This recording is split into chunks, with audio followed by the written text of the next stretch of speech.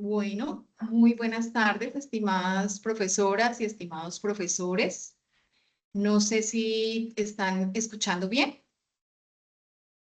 Sí, Sí, señora. señora. Te Sí, escuchamos muy bien. correcto. Buenas Claro que tardes. sí. Muchas gracias.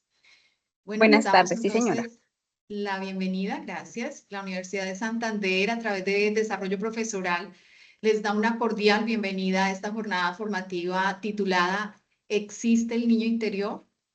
Este espacio ha sido diseñado para acompañarlos en el fortalecimiento de sus habilidades y competencias pedagógicas y didácticas, además de las profesionales.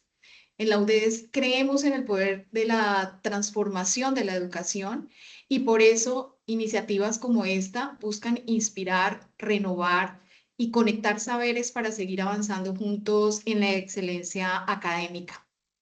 Hoy contamos con el privilegio de tener como formador al doctor Josnel Torres Mellado, quien nos estará guiando en este espacio de 4 a 6 de la tarde. El profesor Josnel es psicólogo, especialista en educación, magíster en psicología jurídica y forense, creador de psicología 3D, psicoterapeuta certificado por el World Council Psychotherapy, perito privado, representante regional de la Asociación Latinoamericana de Psicología Jurídica y Forense, exdirector del programa de psicología en la UDES Campus Valledupar, profesor universitario hace más de 14 años a nivel de pregrado y posgrado. Actualmente es vicepresidente en el Consejo Directivo Nacional del Colegio Colombiano de Psicólogos, esposo y padre de dos grandes maestros, Matías y Abigail. Su experiencia y compromiso con la formación nos permitirá abordar esta charla desde una perspectiva enriquecedora, cercana y con un alto nivel práctico.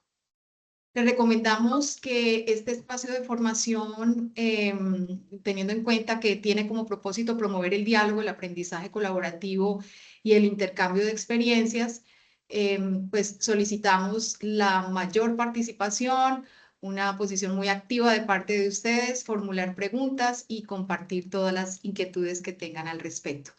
La asistencia será registrada al finalizar la jornada a través de un enlace que compartiremos por este mismo medio.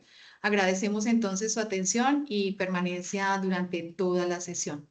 Sin más preámbulo, damos inicio a esta enriquecedora charla. Bienvenido, profesor Josnel, el espacio es todo suyo. Muy buenas tardes para todos. Gracias, Cristina, y gracias a todas las personas que en este instante ya empiezan a conectarse, a reconectarse, conectarse y a vivir una experiencia que esperemos, la verdad, sea diferente. Esperemos que sea algo agradable para todos, para mí, para ustedes, que nos las podamos gozar, que nos las podamos disfrutar. Vamos a tratar de ser, como lo expresó Cristina, promover un poco más el diálogo. Sé que el tema va a generar muchas preguntas, algunas de orden epistemológico, otras de orden científico, otras de orden académico. Esas indudablemente quizás por lo denso del tema, por lo denso del material que debemos desarrollar, eh, vamos a tener quizás limitaciones para responderlas todas. Pero sí quisiera invitarles a que tomemos este espacio para que no usemos sombrillas. Es una locura que yo siempre he planteado cuando hago esta serie de ejercicios, es que no usemos sombrillas. ¿Qué significa usar sombrilla? Pues para qué uno usa una sombrilla para no mojarse, ¿cierto? Cuando está lloviendo. Pues mi invitación es que dejen la sombrilla a un lado, nos podamos mojar, que si nos cae el guante, nos toca chantarnos el guante, nos toca asumir la responsabilidad de que eso no es para el esposo, para el compañero de trabajo, para los hijos, para otra persona, no. De lo que estamos hablando es de cada uno de nosotros y hay un primer paso y es invitarlos a eso, a que asumamos con responsabilidad aquellas cosas que de alguna manera u otra quizás nos vamos a dar cuenta en el escenario de esta charla, de este trabajo que vamos a realizar en la tarde de hoy.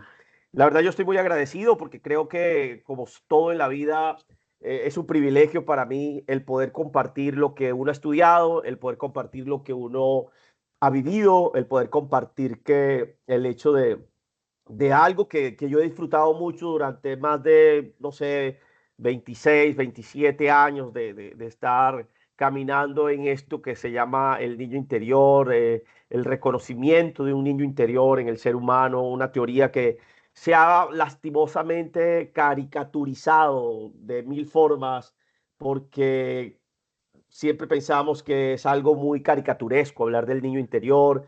Hoy día nos venden la visión de que hay un niño interior que está herido, que hay que sanarlo. Pero bueno, la idea precisamente hoy es tratar de avanzar en esto que significa muchísimo para nosotros, como lo es la construcción del niño interior. Y voy a hacer un contexto, voy a tratar de que entendamos algunas de las cosas fundamentales, básicas, de una teoría que es conocida en la psicología como el análisis transaccional. El análisis transaccional es una teoría que nació en la década de los 50, más o menos, en cabeza de un médico psiquiatra llamado Erich Leonard Bernstein, que luego fue conocido cuando se radicó en Estados Unidos como Erich Berne. Él nace el 10 de mayo de 1910 y muere el 15 de julio de 1970. 60 añitos fueron suficientes para que este personaje dejara una huella bastante notoria en el escenario de la psicología. Hoy tengo que reconocer y pensar que el análisis transaccional no ha sido reconocido en la academia científica a la par de teorías como el psicoanálisis, como la terapia gestáltica, como el conductismo mismo, por ejemplo, las teorías de Watson, de Pavlov, de Skinner y de otros autores, porque creo que ha tenido algo particular. Cuando Eric Berne diseña el análisis transaccional, lo diseña en el seno de las terapias sociales y luego evoluciona esta situación a que se convirtiera en un escenario del resorte individual. Entonces, el análisis transaccional es conocido como una terapia de las relaciones interpersonales, pero también tiene unos fundamentos muy sólidos como una terapia de la personalidad o una teoría de la personalidad.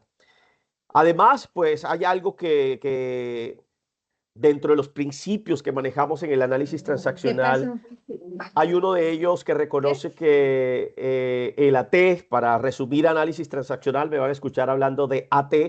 El AT tiene una connotación especial y es que el lenguaje que usa el análisis transaccional, el lenguaje que usa la T es un lenguaje relativamente sencillo. Entonces, es la primera teoría, ¿Perdido? académicamente hablando, por ejemplo, que ¿Dónde reconoce murió? que tenemos a un niño interior. Es una teoría que fue la primera o la pionera en hablar de lo que eran los juegos psicológicos. Hoy día los juegos psicológicos es un bestseller y es un idioma quizás muy cotidiano. Por ejemplo, en Norteamérica hablar de juegos psicológicos es algo muy cotidiano. Uno de sus libros, juegos en los que participamos, o en el inglés original, People Gameplay, juegos que juega la gente, Eric Berne plantea cómo nosotros, los seres humanos, valga la redundancia, jugamos juegos cuando estamos frente a una o más personas. Es la teoría también que reconoce que tenemos un guión de vida, que muchas de las cosas que nosotros estamos haciendo en la actualidad representan ese guión con el cual fuimos contratados para actuar en este tiempo, en esta tierra. Es una teoría que fue quizás la primera en la que se empezó a hablar de contratos terapéuticos. Fue de las primeras teorías en psicología en donde se empezó a hablar de contratos terapéuticos, por ejemplo. Y de ahí en adelante, pues esta teoría, vuelvo, insisto, tratar de resumirla hoy en un espacio de más de una hora, la verdad es un poco atrevido, pero voy a tratar de por lo menos dar uno de los elementos conceptuales básicos, que es hablar de una de las estructuras que plantea Eric Berne y el análisis transaccional en sus fundamentos epistemológicos, conceptuales, académicos y filosóficos, pues como es meritorio y como es necesario, pues darlo a conocer con ustedes. En pantalla, entonces, ustedes están observando un sujeto, primero en una actitud quizás revanchista, en una actitud quizás beligerante, algunos podríamos pensar que desafiante a la autoridad. En la segunda imagen podremos estar viendo a un adulto, esta misma persona, en una actitud quizás de sumisión, hombros encogidos, posición de mirada al suelo, quizás denota preocupación.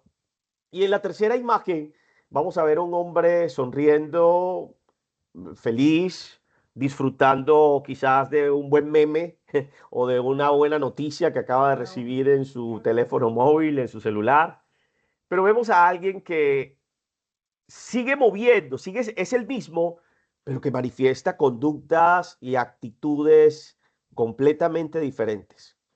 Y creo que ahí está el meollo del asunto de lo que significa el niño interior. Y vamos a empezar pues esta charla con algo que quisiera escucharlos, que quisiera leerlos a las personas que puedan compartir por el chat o las que deseen hablar, abrir su micrófono y compartir pues su experiencia. Pero quisiera empezar por aquí. Quiero mostrarles esta imagen. Es una imagen de una escultura de un ucraniano que se llama Alexander Milot. Alexander Milot llevó esta escultura a un festival. Fue reconocido como la mejor escultura de ese día. Y es curioso. Y bueno, no voy a hacer spoiler porque quisiera escucharlos a ustedes acerca de qué les transmite esta escultura, qué les transmite a ustedes esta creación de Alexander Milot, un ucraniano. Profe, veo tu mano levantada, entonces me gustaría escucharlo. Qué pena, tengo aquí dos cámaras, entonces me van a ver aquí mirando hacia mi lado izquierdo, pero es porque tengo una cámara de soporte, una pantalla de soporte para poderlos ver y poder observar quién está viendo, quién está levantando la manito y todo. Entonces, profe, creo que te podemos escuchar. Jorge Luis Báez. Muy buenas tardes a todos. Sí, si miramos esa Sí. imagen, pues es bastante. Puedes abrir tu micrófono, profe, en su defecto. También los puedo leer en el chat. Puedo leer sus comentarios en el chat. ¿Me escuchan? Sí, profe Jorge Luis, lo estamos escuchando. Al profe Jorge sí, no sé por qué ellos no podría lo decir que esa imagen muchas veces yo la relacionaría de pronto cuando discutimos de pronto con nuestra pareja, estamos un poco aislados, pero yo creo que si fuéramos niños dejaríamos al lado cualquier diferencia y nos pondríamos, como quien dice, a jugar. Y esa imagen dice mucho, es muy sensible. Dicha carta fue expedida por ustedes con fecha del 8 de junio del 2005. Actualmente no me la valen por estar... Profe, muchas gracias. No sé si hay alguien más, porfa, que Bueno, quisiera necesito compartirnos que algo. silencien porque necesito participar aquí en una conferencia.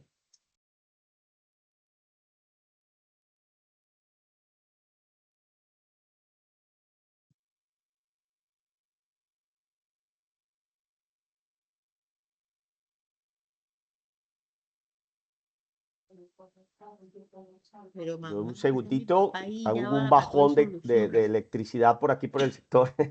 Y bueno, aquí estoy otra vez con ustedes, los escucho. Agradecerles por esto. Gracias. Creo que la Si profesora pudieran escribir en el chat, por favor, también para poderles leer, para poder leer lo que les genera, lo que les generó la imagen. Voy a tratar de proyectarla otra vez. Ya va, mamá, que Que participe podamos acá un observarlo momentico. otra vez más. profesora María Bernarda. Bueno, yo también quiero decirlo. Gracias, como el profe Jorge Luis. María Bernarda nos está levantando la manito también. sí. De pronto yo lo digo desde el punto de vista de yo con yo.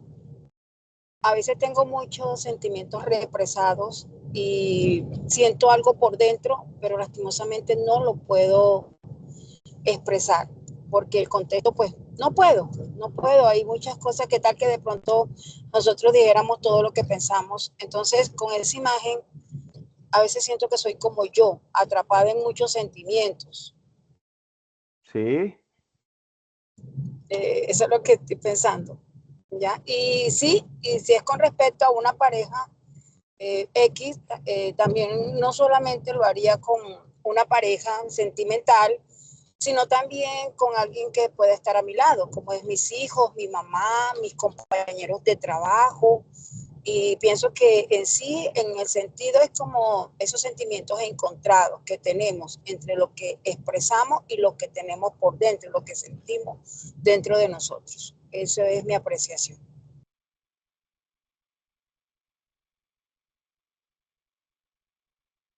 Gracias, profesora María Bernarda. Tiene levantada la mano también, profesor Muchas gracias, Josnel. profesora. Muchas gracias, María Bernarda, por tu aporte. Gracias. La Profesora profesora Evelyn. Evelyn Maldonado, no sé si me podías Sí, ¿cómo están? Buenas tardes. contar algo. Bueno, yo percibo en esa imagen como ese niño interior atrapado, que pues opino yo, ¿no? Que cada uno de nosotros puede tener, que en algunas ocasiones como que nos cuesta dejar aflorar de pronto como esa inocencia o esa alegría o bueno, esa diversión que caracteriza al niño en realidad. Sí, a veces de pronto, qué bien que la vuelves a proyectar, sí, como muy, es como muy, pues lo siento como muy cruel porque me da nostalgia ver como a un niño así como en esa estructura metálica y es cuando uno interioriza,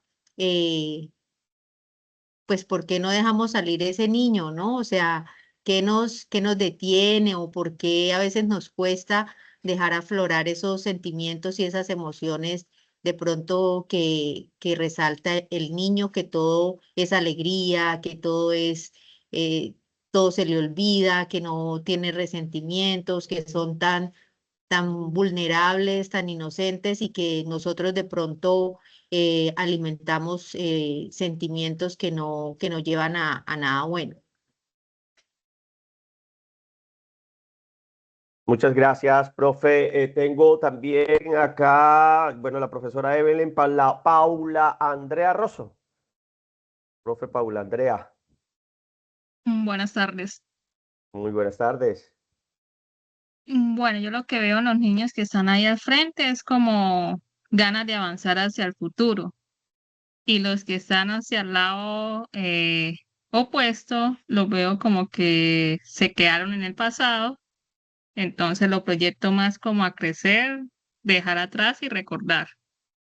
Ay, qué bien, qué bonita interpretación, profe. Muchas gracias.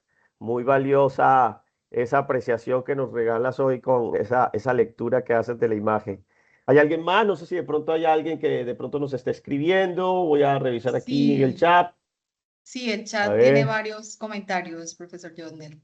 Muy bien, No gracias. sé Ya si reviso, ya ayudo voy a revisar. o voy ayudando si quieres. Sí, sí, dale. Te Listo, agradezco, Cris, perfecto. mientras reviso Narci aquí. Carolina dice, somos niños atrapados en expectativas de adultos. El Muy profesor bien. Roger David Cervantes dice, el tema de niño interior es un tema muy relevante, muchas veces nos paraliza, afecta nuestras decisiones y podemos caer en estados de depresión y ansiedad o mal manejo de las emociones.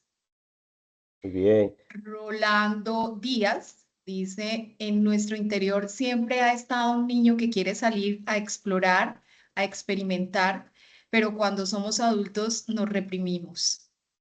Lisbeth Caballero, a manera personal, la imagen me transmite un grito de auxilio interior de lo que muchas veces queremos y pensamos, pero nuestra humanidad nos lleva a mundos distintos. Diana Cárdenas, en nuestro interior, que es nuestro interior, que quiere hacer muchas cosas, pero ya no las hace porque teme la actitud de los demás por ser ya un adulto.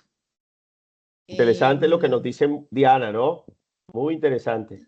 Yo tengo aquí a secretaria programa de bacteriología. La imagen para mí representa la apariencia de adulto que debemos guardar cuando crecemos. Guardar una apariencia interesante. Y Leila nos dice, la doctora Leila, creo que debe ser la doctora Leila, refleja el niño que llevamos dentro. Bueno, vamos a seguir en esta dinámica. Les voy a proyectar en este instante, por favor, y ustedes me van a decir o me van a también expresar, vamos a seguir en esta misma dinámica, ¿qué les generan las siguientes melodías, las siguientes canciones. Vamos a escuchar la primera melodía. Vamos a ver qué nos genera la primera melodía.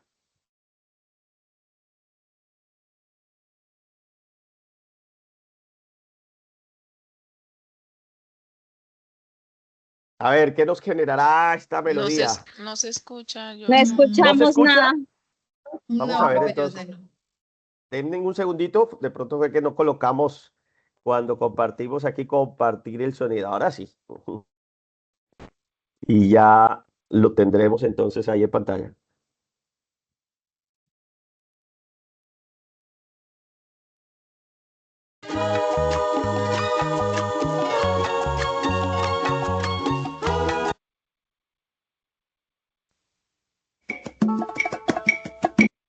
A ver, un segundito. Listo. A ver, ahora sí, creo que debemos estar escuchando en este instante.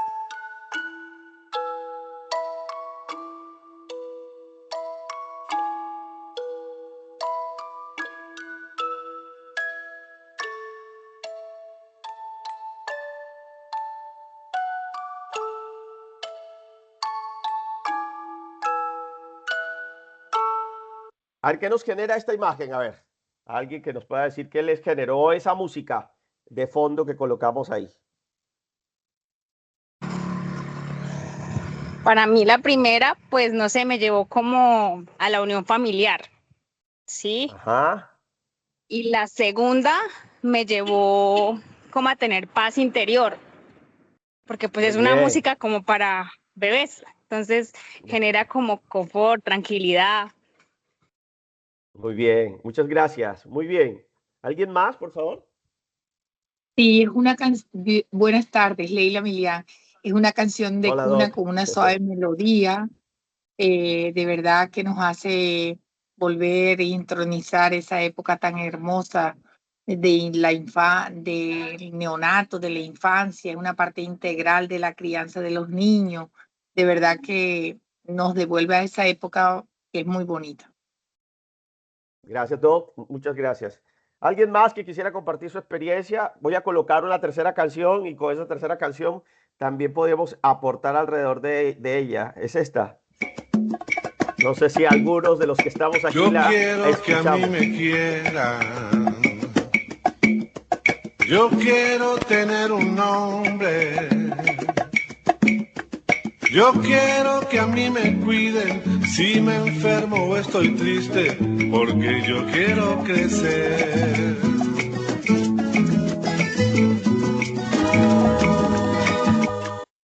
A ver, ¿qué nos genera esa tercera canción? ¿Qué les generó esa tercera canción? Yo sé que aquí hay personas como de mi edad.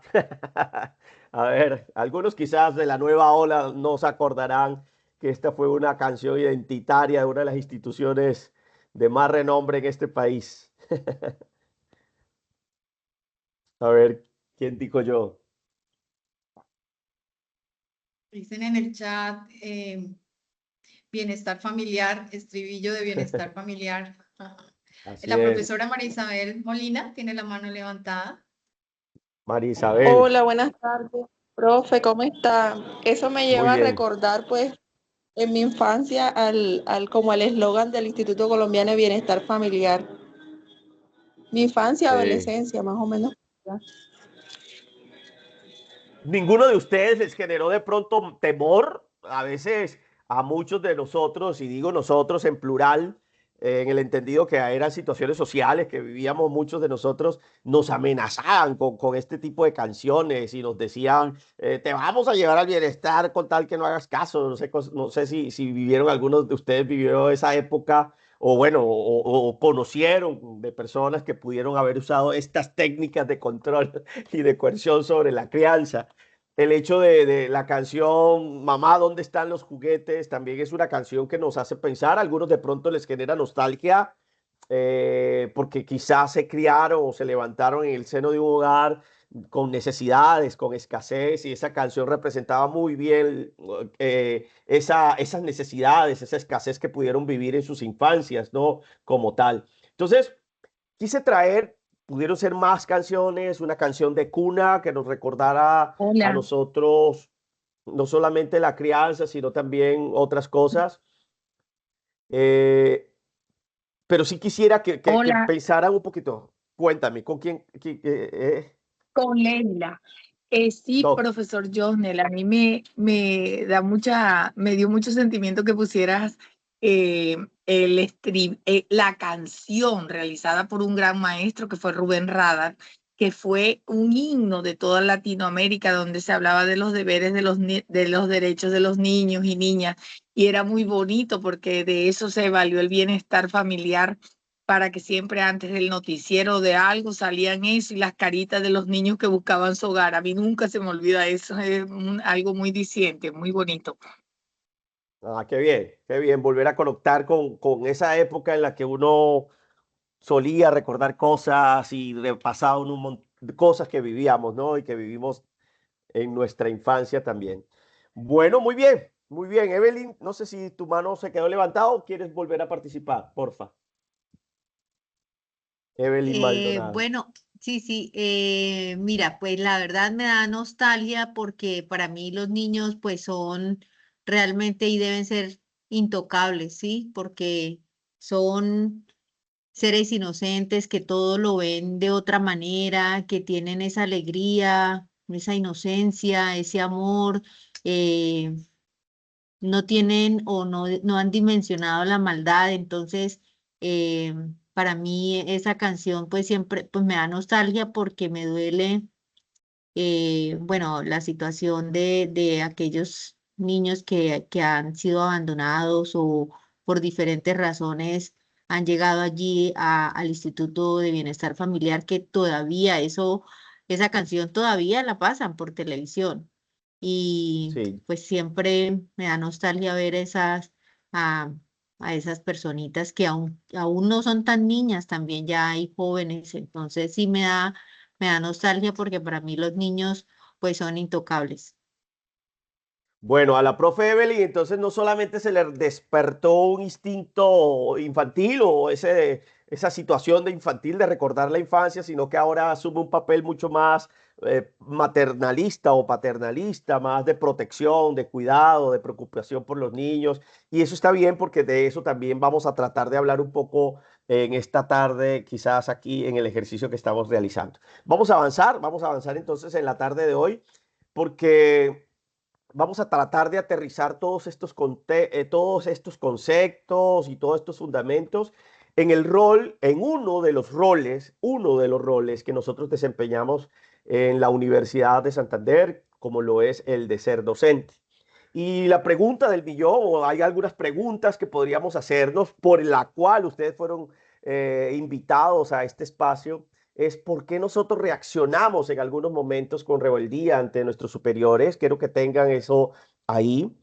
¿Por qué nos cuesta decirle que no a veces a las demandas o a las peticiones que nos hacen nuestros estudiantes? Profe, no haga el parcial, profe, no nos ponga a hacer eso, profe, cámbienos esta tarea, profe, no haga grupo, queremos individual o viceversa, porque a veces solemos decir, nos cuesta decirle no a esas peticiones que nos hacen nuestros estudiantes o aún nuestros jefes también en algunos momentos, ¿no? Y hay una pregunta que yo me hacía como para ir tratando de repensarla, de darle no una respuesta, no hay respuestas quizás totales para esta serie de preguntas, pero sí que parte de la historia personal de cada uno de nosotros entra con nosotros al aula. Y esto para mí significa algo muy importante, muy valioso, porque entrar al aula lejos de la preocupación de que uno de nuestros hijos esté enfermo, entrar a un aula lejos de una preocupación económica quizás, entrar al aula lejos de alguna participación particular, de alguna situación particular. Y dejarla fuera del aula y entrar a dar nuestra clase y ejercer el rol de docente en ciertos momentos suele ser difícil y en ciertos momentos suele ser para nosotros a veces hasta caótico y complicado. Vamos a hacer un contrato y el contrato es básicamente de este espacio, es que lo que digamos aquí se queda aquí, que mantengamos nuestras situaciones de complicidad y confidencialidad, que este espacio sea un espacio lleno de respeto a la diferencia, de respeto a la disrupción, de respeto a la singularidad de cada uno de nosotros.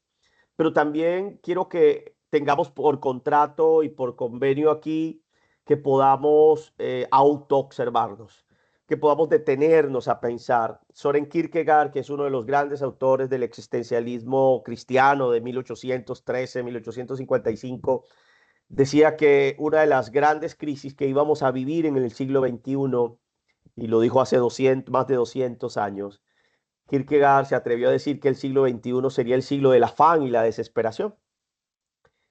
Y creo que el afán y la desesperación nos están obligando nos han llevado a perder de vista nuestra propia vida, porque nos cuesta detenernos, nos cuesta reflexionar quizás en algunos momentos y ponernos a pensar un poquito en nosotros mismos. Vamos a avanzar y vamos a mirar entonces qué es este tema del niño interior, del niño interior. En el AT, en el análisis transaccional, nosotros creemos que la personalidad, que es definida de una manera muy simple y muy sencilla, personalidad para el AT es todo lo que usted piensa, siente, dice y hace. Aquello que piensas, sientes, dices y haces es tu personalidad. Podríamos buscar otros conceptos, el concepto de Alport, el concepto de Freud, el concepto de un montón de autores, pero vuelvo e insisto, el AT se caracteriza por manejar un lenguaje muy sencillo. Y dentro de esa sencillez del lenguaje, el concepto de personalidad es definido así, como aquello que piensas, sientes, dices y haces. Ahora bien, en la explicación y en la descripción de los modelos para describir la personalidad y las relaciones humanas, el análisis transaccional en cabeza de Eric Berne decidió, o en sus investigaciones se dio cuenta que el yo, la personalidad, pasaba por diferentes estados. Así como el agua es sólida, es líquida o es gaseosa, en ese momento, históricamente hablando, podríamos pensar que el ser humano se movía en diferentes estados y seguía siendo el yo. Esta idea que les estoy tratando de transmitir fue descrita en alguna oportunidad por el terapeuta de Eric Berne, que fue discípulo directo de Sigmund Freud, llamado Paul Feder. Paul Feder, terapeuta de Berne, en algún momento, me imagino que de la terapia o de sus procesos de conversación, le dijo que el yo, ese yo del que hablaba Segismundo, con cariño a Sigmund, yo le digo Segismundo, pues se manifestaba en unos estados. Entendiendo precisamente que un estado del yo es un sistema de pensamientos y emociones con un conjunto de conductas que son afines a lo que yo estoy pensando y a lo que estoy sintiendo. Así definió Eric Berne lo que era un estado del yo. Y se inventó un acróstico, básicamente, aunque este acróstico es mucho más latino que estadounidense, que es donde nace el AT. Y él dice que nuestra personalidad se mueve en una estructura PAN. Quiere decir que tú y yo somos PAN. Esa estructura habla de que hay un estado del yo que tiene unas características muy paternales, muy sujetas a la norma, muy sujetas a la moral, a lo que deberíamos hacer en la vida. Esa estructura es una estructura que hemos nosotros incorporado del entorno en donde crecimos, viendo a nuestros padres o a personas significativas para nosotros. Hay una segunda estructura, que es la estructura del estado del yo adulto, que se relaciona básicamente con esa función pensante, la que se encuentra en el aquí y en el ahora y la que está relacionada con la capacidad decisoria o decisiva que nosotros los seres humanos tenemos. Y hay un estado que es al que nos vamos a referir, al que le vamos a hacer foco en esta tarde, que es el estado del yo niño. El estado del yo niño entonces se relaciona con la reminiscencia de nuestra propia infancia, con lo que sucedió antes de hoy. Es un registro histórico de nuestras conductas Es un registro histórico de lo que hemos vivido la mayoría de nosotros en muchos momentos de nuestra vida también. El estado del yo niño es un estado del yo netamente biológico. Los psicoanalistas de la época dirían netamente pulsional o libidinal. Algunos consideran que el estado del yo niño es la energía vital de nosotros. Algunos consideran que el estado del yo niño, reconocido por el AT, trabaja con los sentimientos. Y si ustedes ven tres colores en la pantalla es porque estos estados nos hacen recordar, hay una analogía que podríamos hacer, una analogía o una metáfora de estos estados del yo, como el semáforo que nosotros conocemos, la mayoría de nosotros conocemos. El estado del yo padre entonces es ese estado frenador, es un estado que nos da límites, nos da reglas, que nos cohesiona quizás en algunos momentos también y se convierte para algunos de nosotros en esas acciones limitatorias que la ética, la moral, la religión, la política, las leyes interiorizadas en nosotros pues se convierten en situaciones frenadoras. El adulto es entonces ese color amarillo, esa luz amarilla del semáforo que nos prepara para un cambio. Y el verde, pues, es el estado del yo niño, porque es la expresión de las emociones, es la expresión de la energía vital de nosotros, es lo que nos gusta o lo que no nos gusta hacer a cada uno de nosotros. Básicamente, el estado del yo niño transmite la idea de algo particular en nosotros. En ese sentido, pues, el estado del yo niño, Verne reconocía que era algo muy importante porque nacemos solo con el estado del yo niño. Las estructuras, estado del yo padre y estado del yo adulto, van apareciendo cronológicamente, biológicamente, evolutivamente después de nacer. Cuando empezamos a interiorizar la ley, cuando empezamos a relacionarnos con el entorno, a hacer lecturas del entorno, yo molesto con esto, pero no es lo mismo ser criado con leche de pote a que te hubiesen dado con el pote. Y suena de pronto vulgar y no quiero que sea ofensivo, pero no es lo mismo haber nacido en un estrato social llenos de comodidades a un estrato social en donde la necesidad era el pan de cada día. En ese sentido, algunos ya de pronto viendo la imagen y viendo lo que yo estoy tratando de plantear, pensarán que esto que estoy hablando se parece mucho a aquella estructura topográfica o la clasificación topográfica que haría Sigmund Freud hablando del ello o el superyo, el yo y el hecho. Entonces algunos ya quizás por lo que conocen, por lo que saben, por lo que han leído, por lo que han estudiado, pueden pensar inmediatamente que el padre, ese estado del yo padre, se relaciona con el superyo, el estado del yo adulto con el yo, que es como que el mediador, ¿cierto? Y el estado del yo niño como el ello, algo funcional, liminal, libre, como lo original y lo salvaje de nosotros, algo así. Pero quiero decirles que en la literatura de la T esto está muy bien determinado y muy claro. Y quiero mostrarles básicamente el cuadro comparativo que hace el doctor Verne con las instancias psicoanalíticas, ello, yo y superyo, con padre, adulto y niño. Hay otra, de pronto algunas personas pensaron, ¿y por qué no madres? Si nosotros somos más madres que padres. Yo en lo personal, a mí siempre me dan regalos el día de la madre y no el día del padre de lo madre que soy, por ejemplo. Pero bueno, la traducción de padre o el acróstico PAN que usamos en análisis transaccional parte de un principio interesante y es padre se refiere a parent, que en la traducción al castellano sería progenitor. Quizás cuando nosotros latinizamos o castellanizamos el parent, lo pusimos como de una manera pedagógica, metodológicamente comprensible para la sociedad y creemos y asociamos la P con padre y no con pare, pero es una claridad ahí. Adulto, pues es adulto y chic o child, que debiera ser niño, pues nosotros lo asociamos al niño. Entonces aparece la estructura padre. Ahí hay 9 diferencias muy marcadas, interesantes. mientras Freud planteaba estructuras biológicas, Verne lo que buscó fue, por ejemplo, patrones de conducta. Los estados del yo, su nombre lo indica, son del yo, entonces estaríamos hablando de una de las estructuras que planteó Freud, no de las tres.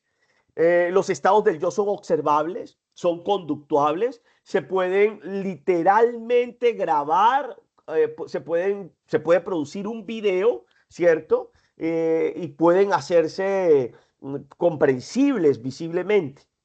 Son observables además, mientras que las estructuras psicoanalíticas no lo son. A nivel de actos conscientes, yo puedo ser consciente cuando estoy en el estado del yo niño, cuando estoy en el estado del yo padre, cuando estoy en el estado del yo adulto. Mientras que en las estructuras psicoanalíticas, predominantemente estas tres estructuras son inconscientes. El origen, por ejemplo, de ellas, padre, adulto, niño, corresponden a grabaciones de personas reales que existieron, aparte de realidades internas que nosotros empezamos a generar. Yo, ello y superyo, en cambio, son estructurales, son abstracciones universales. En la práctica, los estados del yo son dramatizables, se pueden actuar, mientras que ello, yo y superyo no son dramatizables. Hay algo particular también, y es que ello, yo y superyo no se pueden diagramar.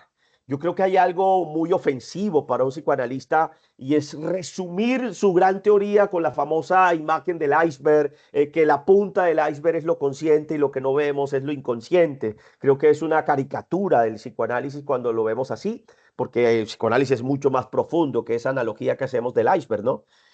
Pero en análisis transaccional en AT, nosotros podemos usar círculos, diagramas, vectores, flechas, triángulos, podemos diagramar la situación. En la dinámica particular del AT, vemos que estas tres estructuras pueden armonizar, pueden vivir en armonía, padre, adulto y niño. Mientras que lo que observamos por el lado de las instancias psicoanalíticas es que ello, yo y superyo viven en una tensión. Es más, el conflicto es inherente a esas estructuras también como tal. Y pues hay algo interesante de este mundo de las diferencias que plantea Verne con la posición psicoanalítica, es que en el mundo del AT, estas situaciones, la verdad, pueden ser, fue un modelo creado también para ser aplicados a nivel intra e interpersonal, porque les decía yo, el AT nace como una teoría de las relaciones sociales y la comunicación, mientras que ello, yo y superyo tienen una visión más intrapsíquica. Mientras a Freud le interesó lo que sucedía dentro de las personas, a Eric Verne le interesó lo que sucedía entre las personas. Y hay algo muy interesante también, y es que ello, yo y superyo tienden un foco moral, sobre todo eso que nosotros llamamos superyo, perdón, tiene una visión mucho más moralista, más punitiva, que genera culpa. En cambio, por el lado de la T, hay un rol dentro, o hay roles o funciones dentro del estado del yo padre que tienden a ser duales. Es decir, yo puedo ser un padre que da normas, que da leyes, que da principios y que puedo actuar desde una visión crítica hacia la prole o hacia otras personas, porque no solamente es hacia los hijos. Yo soy padre, puedo ser padre de mi padre, por ejemplo, hablando de algo interesante que ahorita vamos a ver, pero también puedo nutrir, puedo proteger, cuidar, alimentar, abrazar, cobijar a alguien cuando tiene alguna situación, por ejemplo, y estoy actuando desde mi estado del yo padre. Ampliando un poquito esto, pues aparece el análisis estructural de la personalidad que plantea Eric Verne. Y vuelvo, insisto, vamos a hacer foco solo en el último estado, que es el estado del yo niño. Pero recordarles que el estado del yo padre contiene todas esas actitudes y todos esos comportamientos que incorporamos de fuentes externas, especialmente de nuestros padres o otras personas que fueron significativas y relevantes para nosotros, y que se expresan a través de la moral, de los prejuicios, de la crítica, de la protección, de las órdenes que podemos emitir hacia otras personas. Y el eslogan en la camiseta del yo padre es: lo que deberías hacer en la vida. lo que debes hacer en la vida.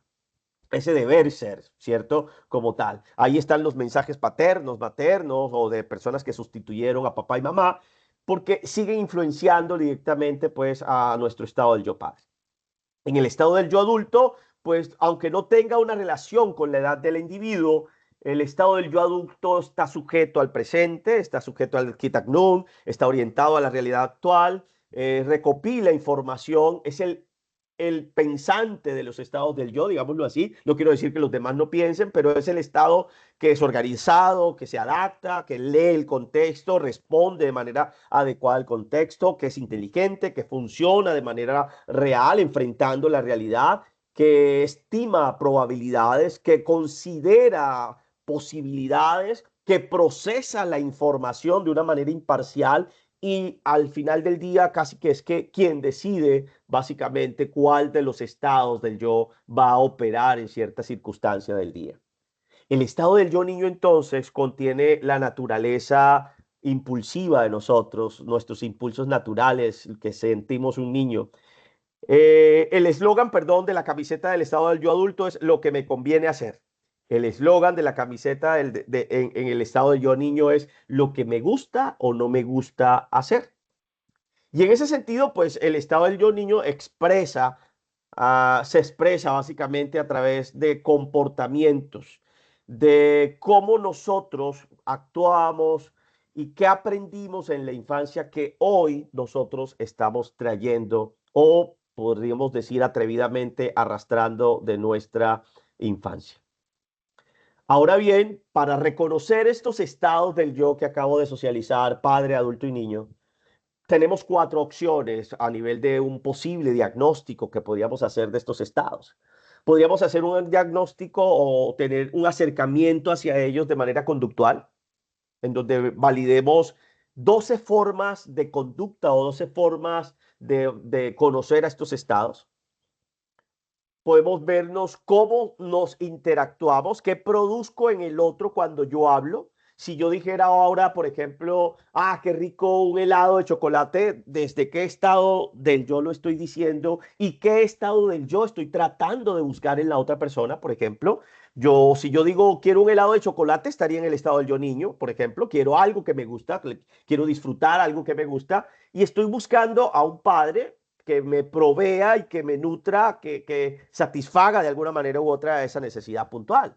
Pero si yo le digo a una persona, por favor, estése quieto, pórtese bien, estoy actuando desde el estado del yo padre y voy a producir en el otro algo porque yo estoy asumiendo ese rol, asumiendo ese estado, asumiendo esa conducta puntual y en el otro yo voy a generar algo. Quizás voy a generar, no sé, rebeldía o voy a generar obediencia o voy a generar confusión porque bueno, habría que revisar algunas situaciones que se gestan ahí en esa relación o lo que nosotros llamamos transacción en el AT. Pero también podemos hacer un análisis histórico. ¿A quién me parezco cuando reacciono así?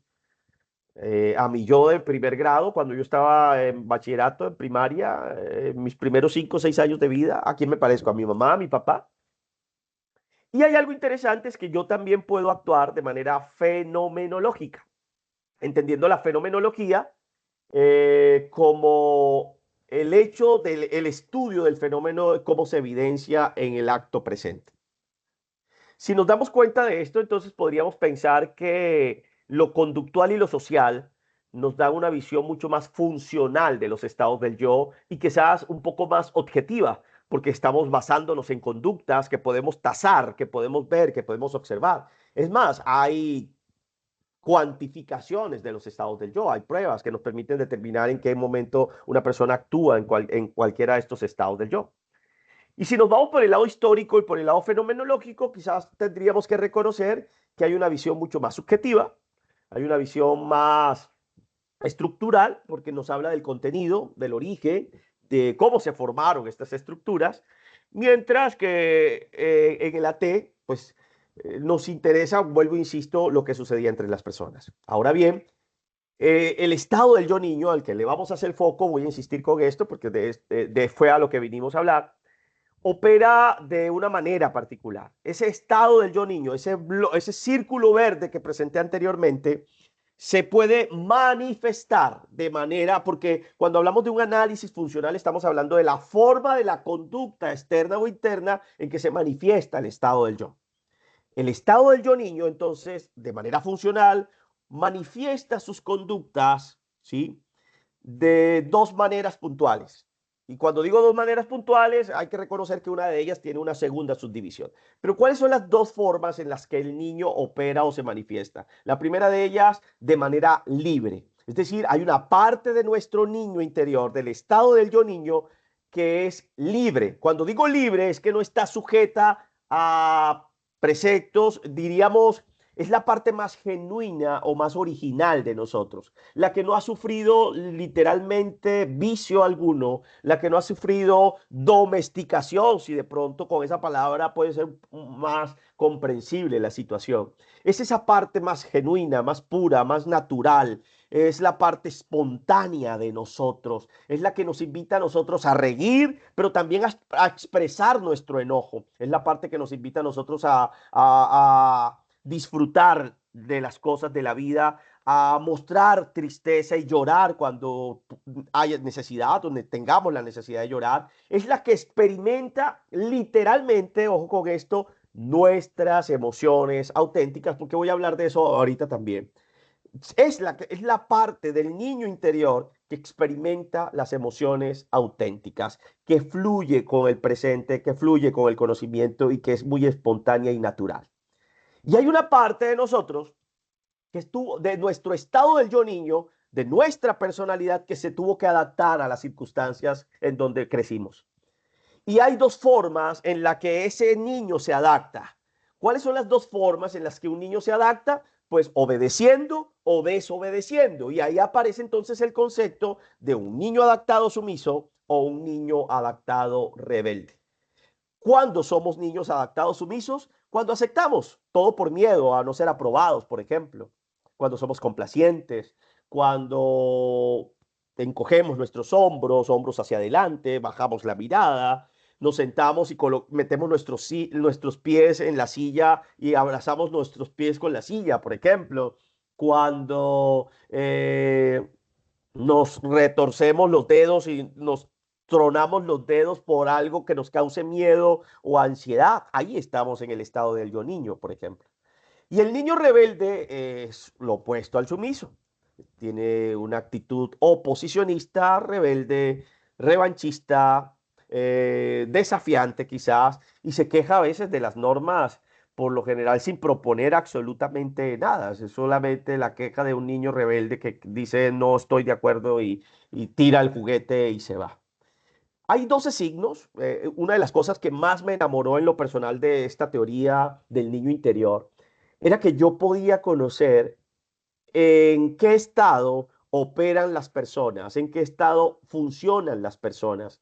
Y lo podía conocer a través de conductas, de signos verbales de la conducta o de signos no verbales de la conducta. Y entonces quiero mostrarles, aquí hay 12 formas en las que podríamos pensar que podemos conocer al niño interior, pero voy a mostrarles y dejarlos con este cuadro. Y traté de colocar los colores para que fuera referente de padre, adulto y niño. Padre rojo, frenador, semáforo; amarillo, paso a cualquiera de los dos estados; y verde, libertad o libre. Pero bien, miren en el estado del yo niño. ¿Cuáles son las palabras que usa el yo niño? Yo quiero, yupi, bravo, feliz, no quiero. ¿Quién dijo? No, ay, bravo, upi, sí. El tono de la voz del niño es fuerte, es enérgico, es inocente, el del niño libre. La expresión facial de un niño libre es espontánea, es expresiva. Los gestos, el niño libre está desinhibido. Sus piernas separadas, salta, grita de felicidad, expresa su enojo y, perdonen, suelta el madrazo, tira lo que tiene que tirar, y si tiene que llorar, pues llora, y si tiene que experimentar miedo por algo particular, lo experimenta. La posición, la postura corporal del niño libre es estirado, relajado, libre como tal, y la actitud general de un niño libre es curiosa, es cambiante y es emocional. Pero el niño adaptado, ese niño que tuvo la opción de adaptarse a su familia, al entorno en donde creció, ya sea de manera sumisa o rebelde, puede usar palabras como por favor, voy a tratar, yo no puedo, por el lado sumiso, o tengo que morirme. ¿Quién dijo eso? El tono de la voz del niño sumiso es playidero, habla como con la nariz, ¿sí? Por favorcito, ayúdeme, yo no lo vuelvo a hacer. Es sumiso y a veces hasta lloroso el tono de la voz de un niño sumiso. El tono de la voz de un niño rebelde, en cambio, es desafiante, es opositor, es rebelde. La expresión facial de un niño sumiso es temerosa. El niño sumiso teme mirar a los ojos. La mirada tiende a ser huidiza también. En cambio, el niño rebelde pareciera que uno le debiera plata y no le hubiera pagado. Los gestos del niño libre, del niño sumiso, perdón, es taparse, ¿sí? Retorcer las manos, hacer lo que nosotros decimos, traquearse los dedos, y se traquean los dedos. Pero el niño sumiso, por ejemplo, aprieta los puños. Hay un gesto del niño sumiso, del niño rebelde, por ejemplo, perdón, hay un gesto del niño rebelde muy interesante cuando vemos a una persona que en una reunión hace esto. Voy a exagerar los movimientos para tratar de, por lo menos sonido o cámara, puedan verlo.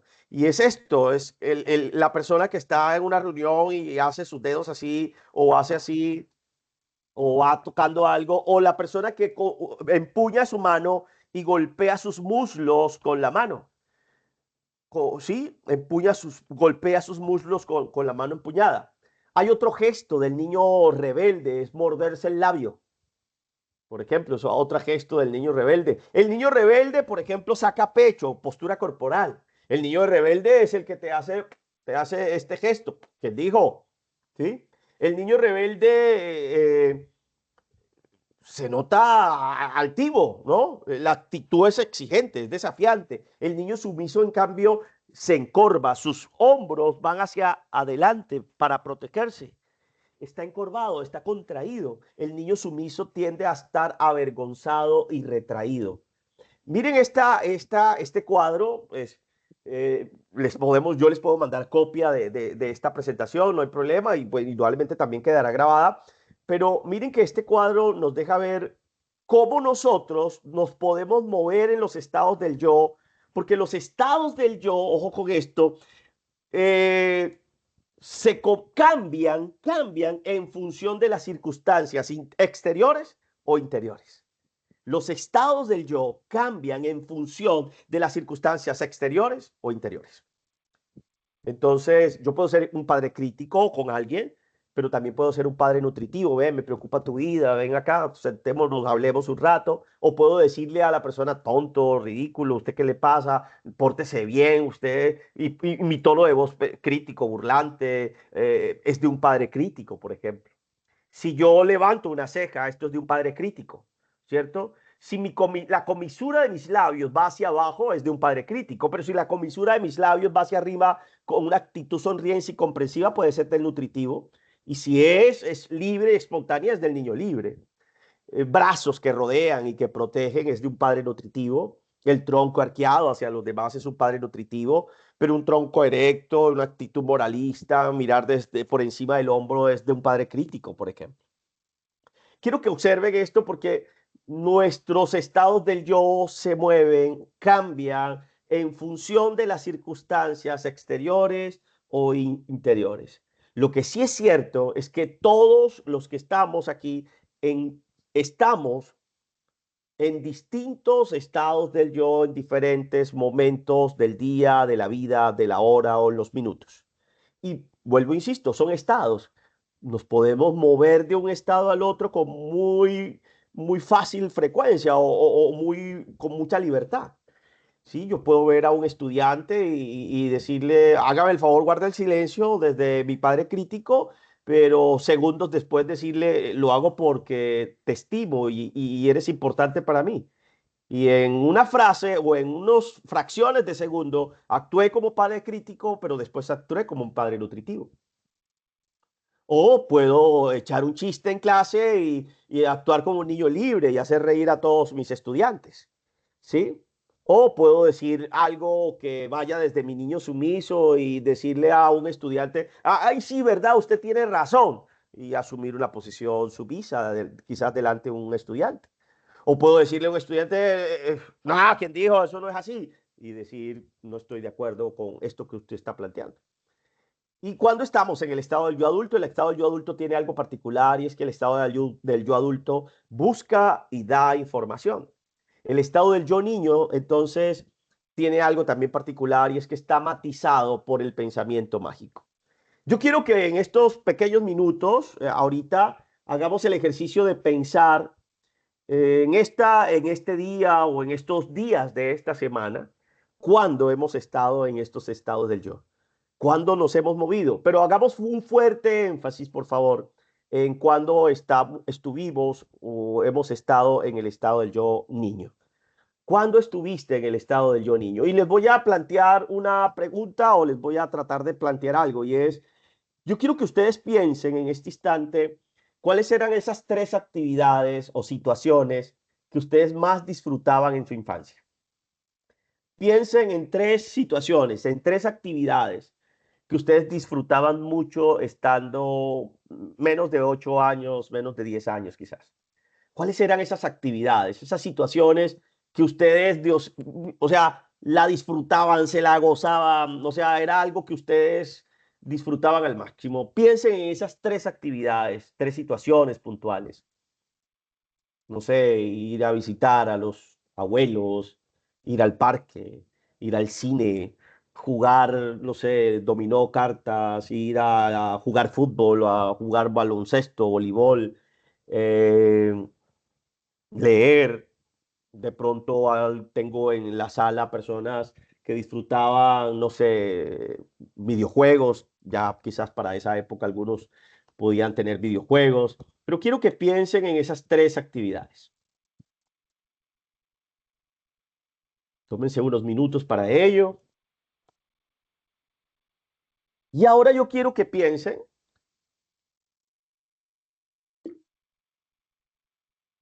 en cuáles son las actividades o las situaciones que usted más disfruta en la actualidad. ¿Cuáles son las 3 actividades o las 3 situaciones que usted más disfruta en la actualidad?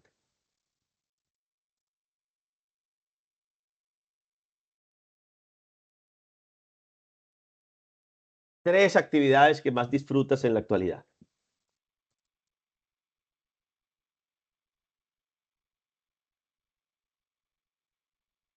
Pasear, dormir,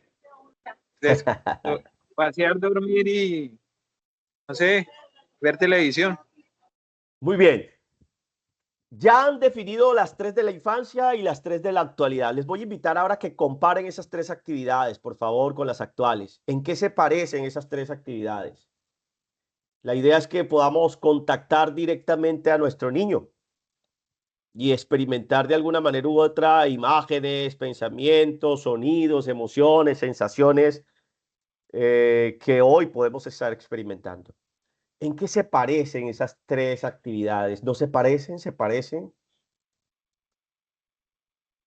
Y tendría que preguntarles yo si no se parecen, si de pronto han tenido dificultad para encontrar usted esas 3 emociones o esas 3 actividades o situaciones que le generan disfrute, que le generan goce, que disfrutaba en su infancia.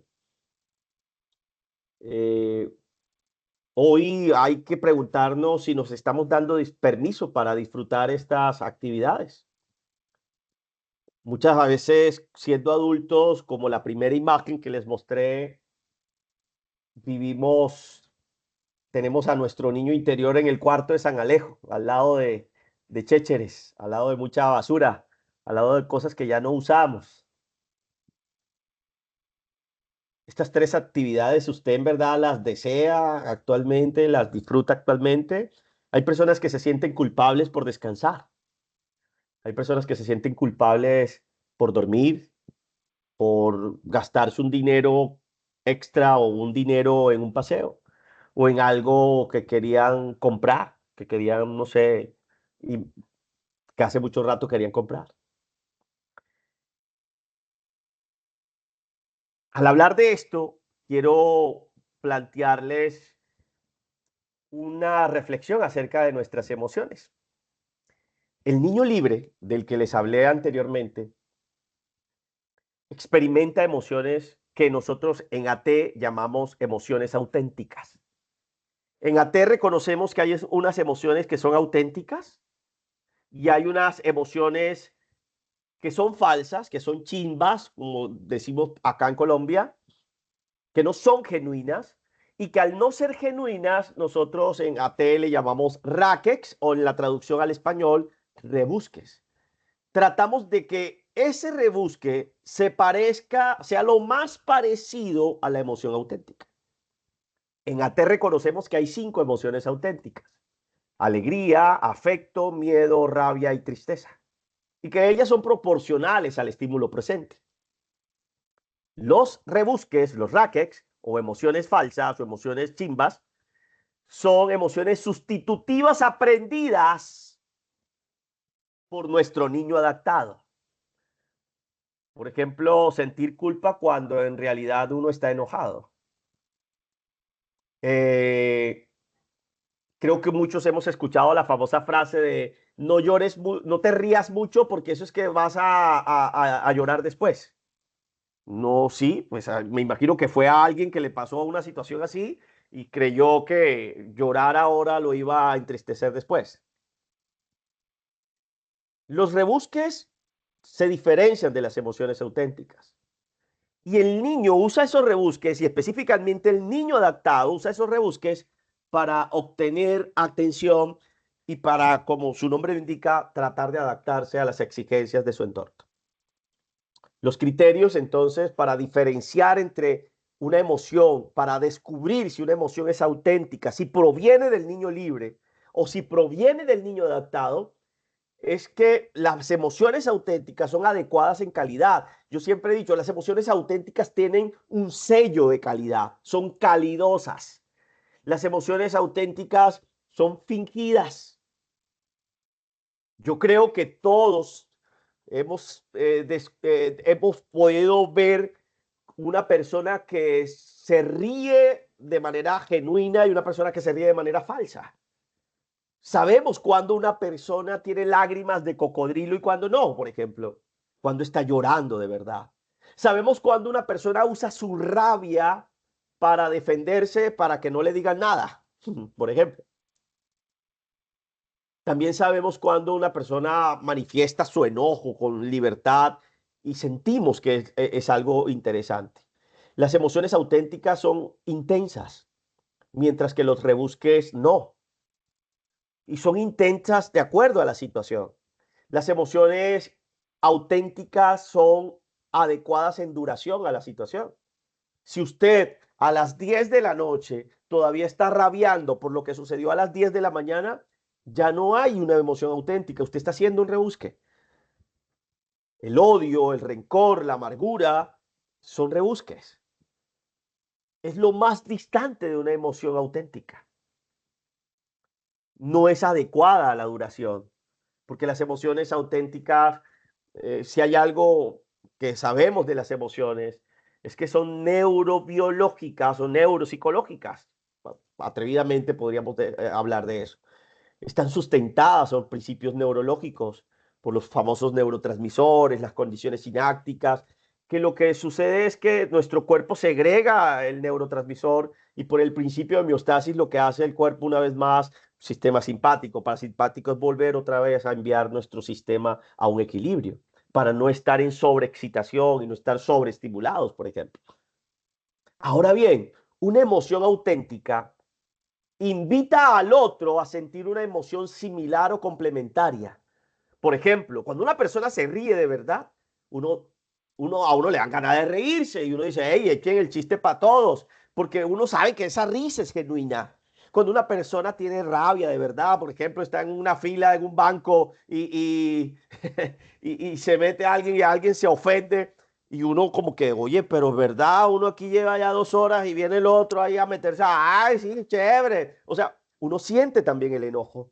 Y cuando una persona llora genuinamente, cuando está triste genuinamente, cuando experimenta la tristeza de manera genuina, auténtica, uno lo siente. Y uno dice, qué pesar, duele lo que está viviendo la otra persona. Pero también es cierto que uno puede identificar cuando la emoción es artificial o es exagerada. Porque la emoción que siente el observador es complementaria cuando es auténtica y es artificial o exagerada cuando no es, cuando es un rebusque.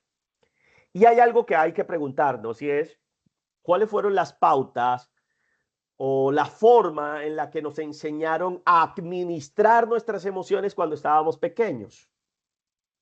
Frases como, no cojas rabia porque el niño que coge rabia no lo quiere ni la mamá ni el papá. No cojas rabia porque el que coge rabia se puede morir de un infarto. No te enamores porque el que se enamora pierde. No se ría mucho porque se le van a resfriar los dientes. No se ría mucho porque después vas a llorar. Primero los gozosos y después los dolorosos. Yo recuerdo el caso de un consultante que tenía ludopatía. Desarrolló una ludopatía como un trastorno psicopatológico, un trastorno de conducta.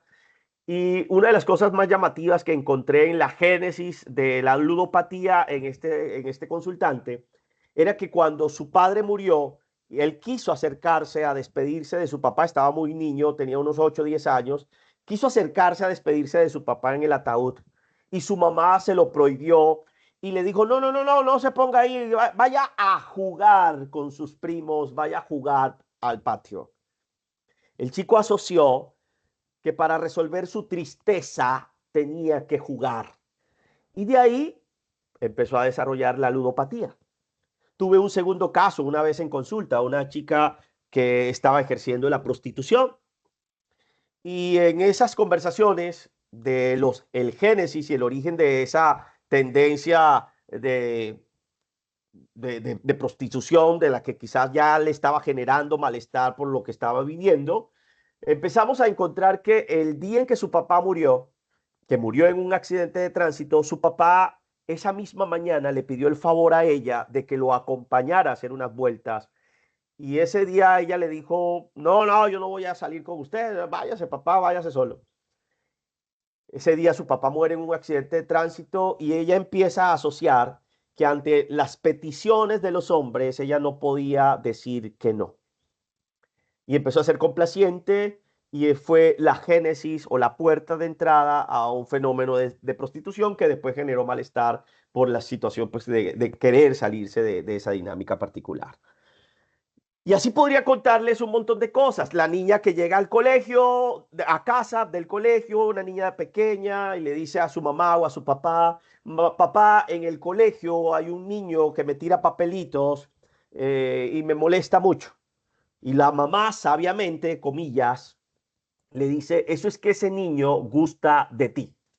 Inmediatamente la niña asocia que aquel que gusta de ella tendrá derecho a tirarle papeles, tendrá derecho a maltratarla, tendrá derecho a tratarla así. Y empieza literalmente el niño, nuestro estado del yo niño, a rebuscar, a tratar de adaptarse a través de la rebeldía y la sumisión y a través de los rebusques para responderle al entorno en donde está creciendo y en donde se ha formado. Ahora bien, ese niño adaptado, ese niño interior, también está influenciado por las órdenes internas que sus padres o el estado del padre, el estado padre de sus padres, el estado del yo padre de sus padres empezaron a transmitirle. Porque ¿qué quiere un papá con nosotros? ¿O qué quiere uno con sus hijos? Que sus hijos asuman unas conductas particulares y se adapten a la sociedad que les va a exigir día a día adaptarse a esas exigencias que la sociedad nos está trayendo. Y en ese instante, los padres empiezan a decirnos, alguna vez hablando con uno de los directores de programa aquí en la sede en Valledupar, en la sede de la UDES aquí en Valledupar, él me hacía una pregunta y a mí me pareció que pude darle una respuesta como adecuada y pertinente. Él me decía, ¿por qué nosotros los colombianos o los latinos tendremos a ser tan fatalistas? Tenemos esa tendencia a ser tan negativos y fatalistas. Y yo a veces molesto y le digo que hay gente tan negativa que cuando se desmaya no vuelve en sí, sino que vuelve en no. O sea, extremadamente negativos, extremadamente fatalistas. Y hablando con este director de programa, yo le decía, es que lastimosamente nuestras crianzas o nuestros padres y uno como papá o nosotros como papás y mamás, estamos enseñando a nuestros hijos más en la cultura de los noes. No saltes, no brinques, no rayes, no hables, no grites. Cuando los adultos hablan, los niños se callan. No rayes las paredes, no hagas esto, no comas tanto, no dejes algo en el plato, cómete toda la comida, no dejes, porque eso es pecado dejar. Entonces, hay muchos mensajes que hemos recibido en nuestra infancia que se convierten en órdenes internas, en creencias, y ojo, la fuerza de esto que voy a hablar está en la fuerza de la creencia y en la fuerza de la autoridad o la imagen significativa que nos dio estas órdenes. Ahora bien, hay 5 órdenes o 5 mensajes que cobran mucha fuerza, algunos mensajes, algunos impulsores o mensajes más que otros, a los que vamos a llamar impulsores. Y su nombre ya nos da la alusión de algo.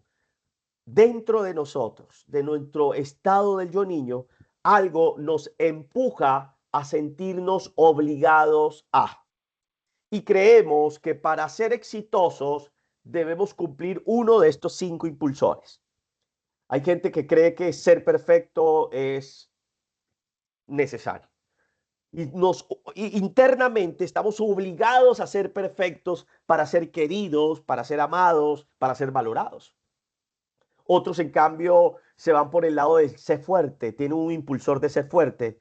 Yo no puedo llorar, yo no puedo mostrar mis vulnerabilidades, no puedo mostrar mis debilidades. Quiero que me vean siempre como el roble, la supermujer, el superwoman, la supergirl, el superman, o sea, el superman, o sea, tenemos una visión de lo súper fuerte. El tercer impulsor está relacionado con el tiempo. Ese apúrate, las personas que todo el día están sujetas a me va a coger la tarde, ya llegó la noche, no he hecho tal cosa, apúrense rápido, están luchando con el cronómetro interno y el cronómetro interior.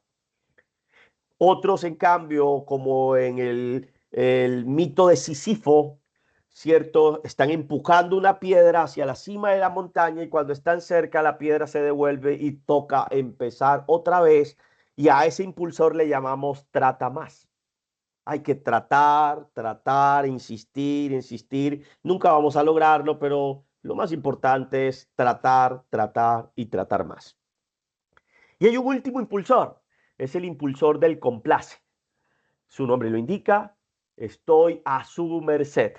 Estoy a sus servicios. Estoy dispuesto a.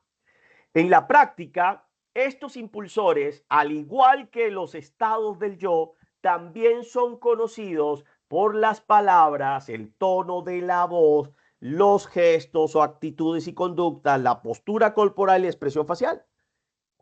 Entonces, miren lo bonito y lo interesante del AT en este sentido. Yo les decía, un estado del yo es un sistema de pensamientos y emociones con un conjunto de patrones de conducta, afines a lo que yo estoy pensando y estoy sintiendo. Las personas que viven con el impulsor ser perfecto usan palabras como por supuesto y todo lo que termina en mente, obviamente, claramente, perfectamente. Esos son los del perfecto. Y en el mundo de la docencia son profesores que le dicen, ustedes no me están entendiendo. Por ejemplo, cuenta con los dedos, el índice siempre está levantado, son controlados, exigentes, abusados, su posición es erecta, es rígida, la expresión facial es severa. Las personas que trabajan con el impulsor ser fuerte o manifiestan el impulsor ser fuerte son las personas que dicen, no me importa, yo me arreglo, esto tengo que sacarlo solo, la vida sola es mejor, hay que aguantar todo lo posible, sin comentarios. El tono de voz es duro, las manos son rígidas, los brazos son cruzados, ¿cierto? Y la expresión facial es dura, es fría, pareciera un molde. Los del impulsor apúrate empecemos ya, y pilable, rápido. Si tenemos una persona, perdonen, tartamuda, gaga, que nosotros llamamos, queremos golpearlo para que hable más rápido. Le apúrate, el tono de la voz sube y baja, es tembloroso, es impaciente, se retuerce, golpetea, agita la pierna, va y viene. La postura corporal del apúrate es que se mueve rápidamente. Es el profe que no está para dar una clase sentado, debe estar moviéndose. Y las expresiones faciales del apúrate es el ceño fruncido y los ojos movedizos. Un impulsor, una persona con el impulsor trata más, es una persona que va a tener palabras como es duro, es difícil, yo no puedo, no sé, lo intentaré, voy a hacerlo otra vez hasta que salga bien. El plañidero, su tono de voz impaciente, mueve los puños como gestos y conducta, su postura es sentado hacia adelante, codos sobre las piernas, una actitud perpleja, ¿cierto? El ceño ligeramente fruncido. Y los que están en el impulsor complace dicen, tú sabes, podrías, por favor, ¿qué le cuesta? ¿Cierto? El tono de voz es alto, es lloriqueante, es seductor, es suplicante. Las manos están extendidas, la cabeza está inclinada, el tronco está inclinado hacia las demás personas. Siempre dice que sí, o la mayoría de las veces tiene dificultad para decir que no. Las cejas están levantadas, desvía la mirada, porque su actitud y su deseo, su impulsor es complacer. Y cuando hablamos de impulsor, hablamos de algo que hemos creído nos obliga a. Ahora bien, pensando en el campus, pensando en la UDES, pensando en nuestro rol docente, que es el que quiero aterrizar, y recordándoles que esto ustedes lo deben o lo podemos aplicar en nuestro rol de esposo, de esposa, de hijo, hija, mamá, papá, hermanos, jefes, en fin. Cuando vemos en el campus docentes que usan frases típicas como no puede haber errores en esto, estamos manifestando nuestro impulsor ahí. El costo de este docente es que se puede paralizar cuando hay mucho análisis y el estrés puede ser una constante. Y no diría el eustrés, sino quizás el distrés puede ser una constante en él. Y puede haber, terapéuticamente hablando, un permiso que debiéramos darnos hoy si tuviéramos el impulsor ser perfecto, y es, yo puedo cometer errores. Para el trata más, la frase típica es difícil, pero vamos a intentarlo, vamos todos, háganlo tantas veces sea necesario. El costo del docente es que va a invertir mucho tiempo, poco logro, y la inversión de esfuerzo es mayúscula. Pero el permiso que pudiera darse una persona con el impulsor trata más es, hazlo y termínalo. Termínalo. Tranquilo, no importa cómo quede, pero dale un fin. Y hazlo, siéntate a hacerlo y hazlo. El fuerte, se dice yo puedo solo, el estudiante, el profe que dice yo puedo solo, pero el costo docente para una persona que tenga un yo puedo solo o un impulsor como ese fuerte es burnout o aislamiento. El permiso que debiera darse una persona con el ser fuerte es yo puedo pedir ayuda.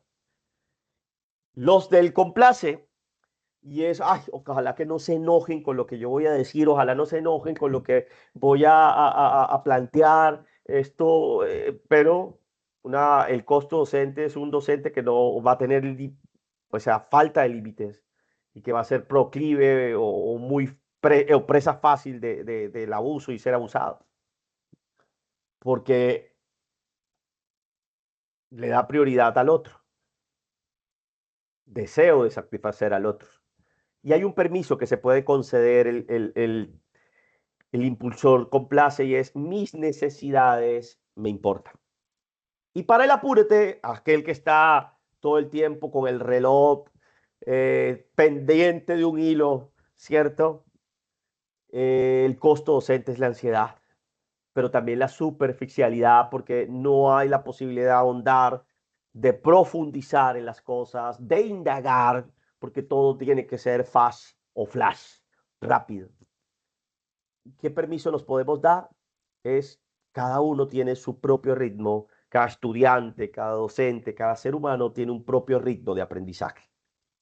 Cuando yo les hablo de permisos, es porque en análisis transaccional hay una terapéutica, es decir, una herramienta terapéutica llamada permisos. Y hoy quiero compartir con ustedes estos permisos, estos ejemplos de permisos que podríamos tener en cuenta para empezar a mejorar nuestro estilo de vida, nuestro estilo de docencia, nuestros niveles de relaciones humanas, nuestra calidad de vida como tal, pensando en nuestro desarrollo como seres humanos, porque antes que docentes somos seres humanos, porque antes que profesores o antes que psicólogos, abogados, médicos, veterinarios, administradores, bacteriólogos, ingenieros, antes que cualquier otra disciplina, somos seres humanos.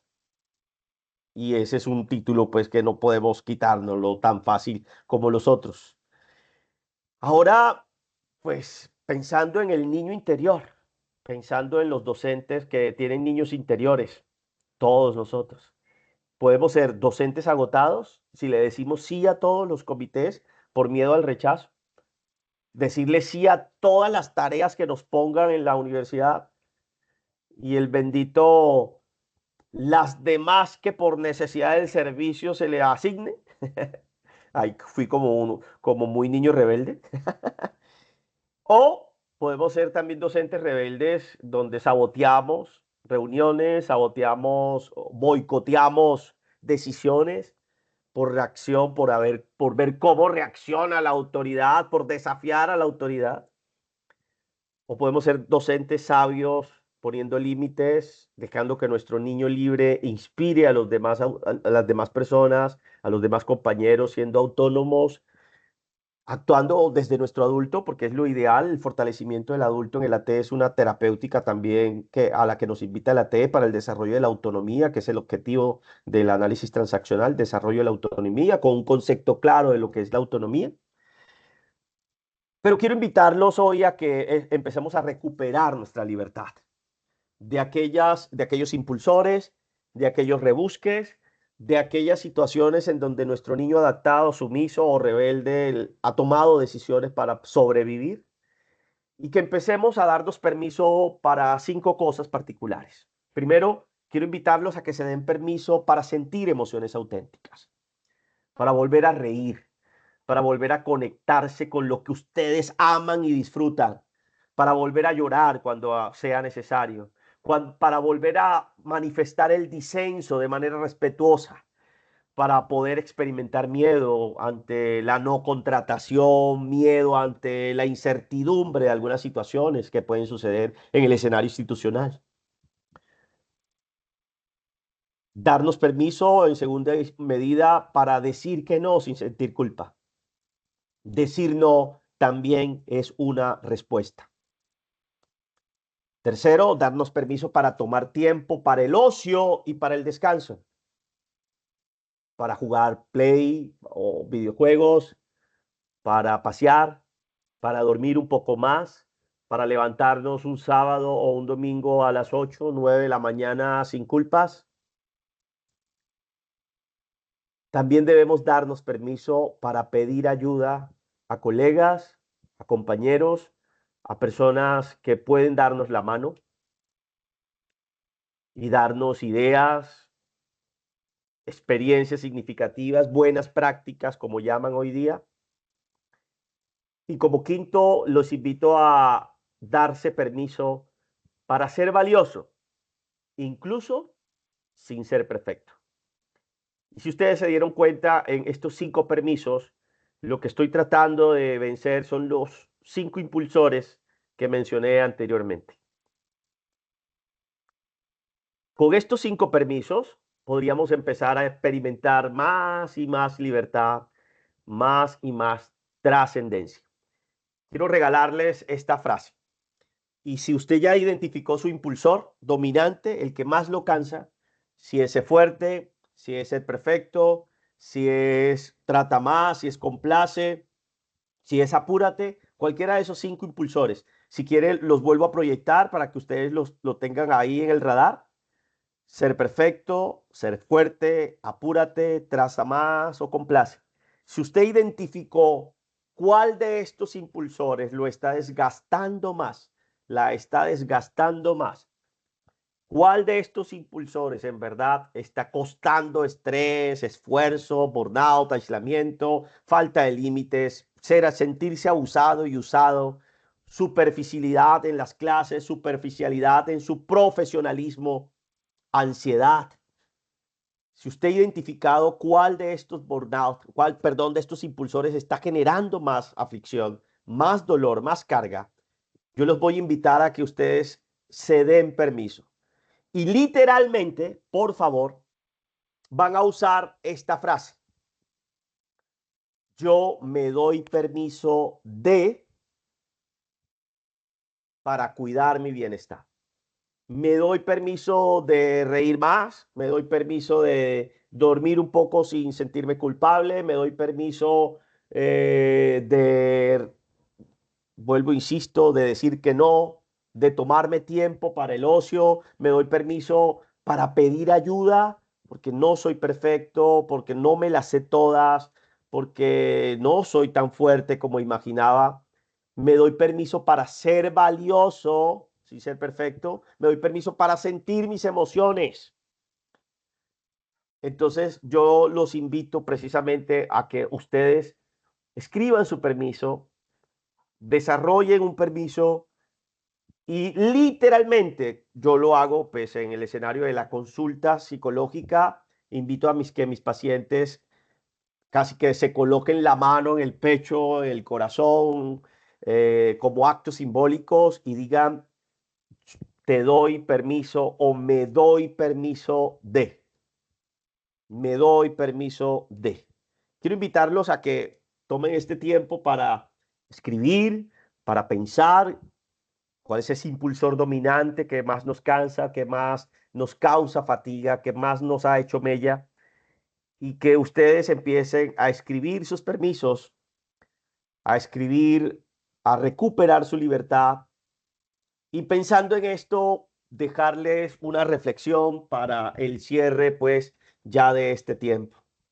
Y es, ustedes y yo no enseñamos solo con lo que sabemos.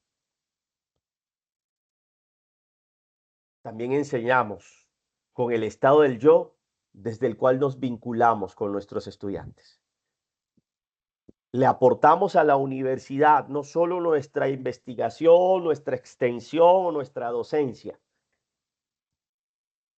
Le entregamos a la universidad y a las empresas nuestros estados del yo, porque son ellos los que nos vinculan con los otros seres, con las instituciones, con las creencias que hemos venido desarrollando en esos estados. Y el niño del que venimos hablando hoy es algo que no podemos seguir colocando en el cuarto de San Alejo. Quiero dejarles un reto, un desafío. Quiero invitarlos a que ustedes detecten en esta semana, en estos días, un rebusque, una emoción que no sea auténtica. Falsa ira, falsa tristeza, resentimiento, odio, fobias, miedos falsos, amarguras, alegrías fingidas, odios fingidos. Detecten el rebusque, detecten el impulsor y apliquen un permiso. Y hoy reserven desde hoy en adelante un tiempo para conectar con su niño libre. El niño que necesita reír, el niño que necesita volver a ser creativo, el estado del yo niño o la niña interior que necesita volver a disfrutar la vida, de volver de darle sentido a la existencia, ese niño que reclama a gritos pasear, andar sin zapatos en casa, disfrutar un buen baño o el agua, el jabón, las espumas que hace el jabón o el champú al bañarnos, el disfrutar un buen helado de chocolate o una buena comida, el disfrutar una relación sexual, el disfrutar momentos que son únicos y que solo el niño libre, cuando está presente, cuando es consciente, nos lo va a invitar a sentir a plenitud y a vivir a plenitud. Mientras más desconectados estemos o estemos de nuestro niño interior, más será el sufrimiento, mayor será el dolor, la aflicción. Y bueno, mientras más impulsores estemos obligándonos a vivir, pues nuestro malestar será mayúsculo. Y por eso la invitación, no enseñamos solo con lo que sabemos, enseñamos también con ese estado del yo desde el cual nos estamos vinculando. Enseñamos con los impulsores con los cuales estamos enseñando. Eso también define casi que los niveles de liderazgo en la sociedad. Llegó un momento entonces donde quisiera escuchar sus preguntas, escuchar sus aportes, escuchar sus apreciaciones. Quizás, como les dije al principio, no vamos a tener mucho tiempo de escuchar, pero con esto quiero dejarles entonces para que tengamos un poder dialogar unos 10 minuticos que nos restan y poder dialogar entonces acerca de esta teoría, acerca de la existencia o no del niño interior. Soy todo oídos y soy todo ojos porque pues también pueden leer, también puedo leer y puedo observar lo que puedan leer, lo que nos puedan compartir. Agradecerles, muy agradecidos, oyeron, por sostener su atención hasta este momento. Creo que no fue fácil. Esto, al igual que una gran teoría, pues muchísimas cosas que, bueno, hay que seguir día a día pues, dándole, pero pues aquí estoy para que sigamos aprendiendo. Gracias, gracias a ustedes. Gracias a ustedes, en verdad. Gracias a ustedes. A ustedes por su permanencia, por la verdad, el regalo que me hacen. Voy a tener otra charla, es un tema, voy a hablar de caricias en otra charla, entonces también va por esta línea, muy del desarrollo humano, de la necesidad de ser acariciados. Un niño que no es acariciado encenderá su casa para sentir el calor de su hogar, dicen por ahí. Hay un refrán que dice eso: un niño que no es acariciado incendiará un colchón, incendiará una maloca, incendiará una choza para sentir el calor de su familia. Y entonces será una segunda charla por allá que vamos a tener. Por aquí, Cristina, nos están pidiendo el link de asistencia, pues yo creo que puede ser el momento oportuno para pasar el link de asistencia. Y bueno, sí, señor. No sé si hay alguna pregunta, niños y niñas, dudas, inquietudes. Jonel, ¿cómo estás? Hola, Roger. Como siempre, esas charlas tuyas bastante disruptivas y de mucho interés. Jonel, de tu experiencia, algunas herramientas, estrategias que nos recomiendes, lógicamente no sé si la palabra correcta sea detectar, sino como para mirar de cierta manera hasta qué grado nosotros estamos teniendo este tipo, lógicamente, no sé, porque no soy psicólogo, no, ya cómo llamarles este tipo de situaciones que tú comentabas.